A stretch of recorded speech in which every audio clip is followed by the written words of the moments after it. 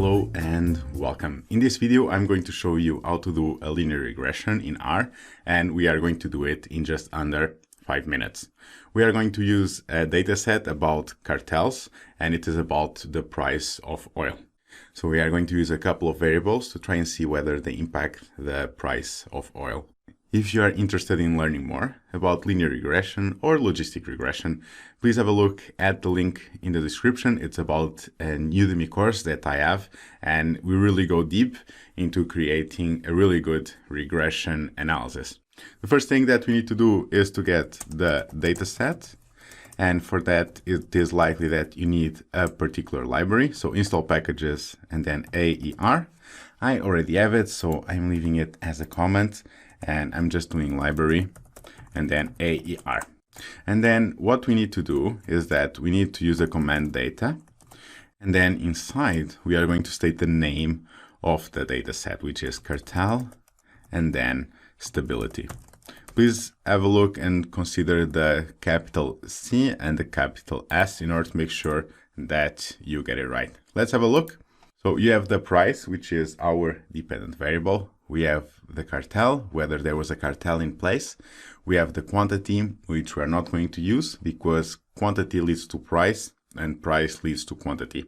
And when you have this situation, you should not include because you are not sure which is the cause and which one is the effect. So we will include ICE and cartel, and we will use these two in order to study its impact on price. So let's continue. And here as a comment, we do linear regression, and it's super simple. We need to create an object where we'll store our regression analysis. And now we call the function LM, which will allow us to do the linear regression. Let's do F1 to ask for help and increasing the size. So fitting linear models. So this is the function, and we see a lot of things here. Formula data subset, but there are just two things that you need to include, which is the formula and the data source. Now the data source is pretty clear, which is the cartel stability, but the formula is not. So how to do this? We always start with the dependent variable, which is the price. And then we call a tilde over here to state that we are going to write the independent variables, which is cartel, and then plus ICE. So this is it.